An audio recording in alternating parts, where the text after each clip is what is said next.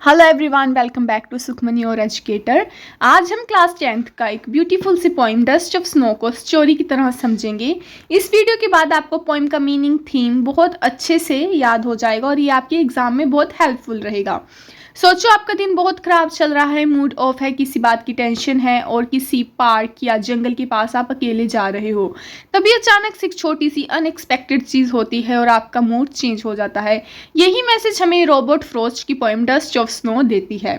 इस पोइम के पोइट हैं Robert Frost. Robert Frost America के फेमस नेचर पोइट्स में से एक हैं। उनकी पोइम सिंपल लैंग्वेज में होती है लेकिन उनके अंदर लाइफ के डीप लेसन छुपे होते हैं। So let's start our poem. The way a crow shook down on me, the dust of snow from the hemlock tree has given my heart a change of mood and saved some part of a day I have rued. अब इस poem को line by line समझते हैं।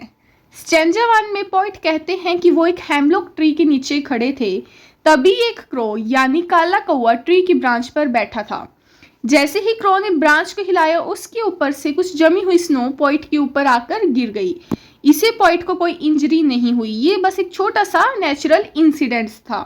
लेकिन इसी छोटी सी incident ने point की थिंकिंग को कंप्लीटली चेंज कर दिया। स्टैंजा 2 की एक्सप्लेनेशन सुनिए। पॉइंट कहते हैं कि उस स्नो के गिरने के बाद उनका मूड अचानक चेंज हो गया।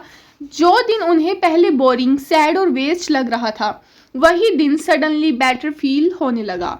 पॉइंट रियलाइज करते हैं कभी कभी लाइफ में हैप्पीनेस बहुत छोटी छोटी चीज़ों से भी मिल सकती है।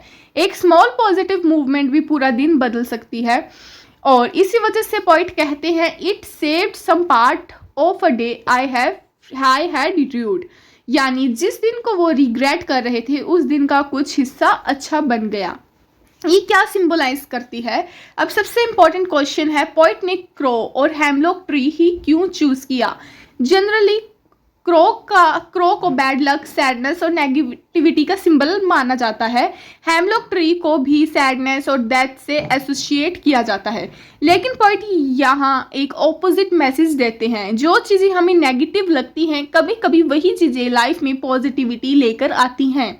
इसलिए हमें किसी भी सिचुएशन को सिर्फ उसकी अपीयरेंस से जज नहीं करना चाहिए।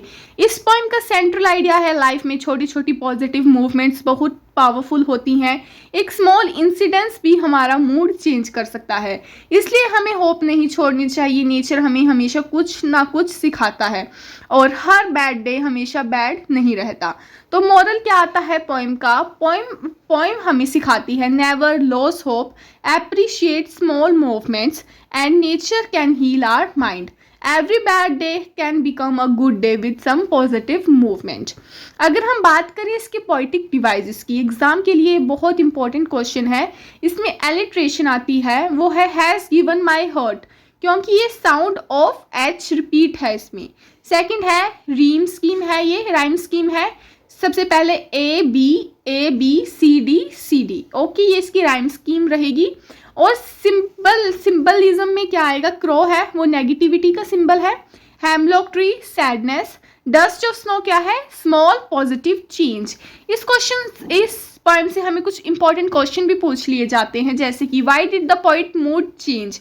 तो आप उसका आंसर लिखोगे because a crow shook snow from hemlock tree onto him and this small natural incidents changed his mood and made him feel positive. Second question आता है इस पोइम से, बहुत बार रिपीट हुआ है, what is the message of poem? ये poem हमें message क्या देती है? Small positive movements can completely change our day and teach us to stay hopeful. Ending में मैं यही कहना चाहूँगी, so friend, dust of snow हमें ये सिखाती है लाइफ की सबसे बड़ी हैप्पीनेस कभी कभी सबसे छोटी चीज़ों से भी मिलती है। अगर ये वीडियो आपको हेल्पफुल लगी हो तो लाइक, शेयर, सब्सक्राइब ज़रूर करें चैनल को। मिलते हैं नेक्स्ट वीडियो में। Thank you for watching my video.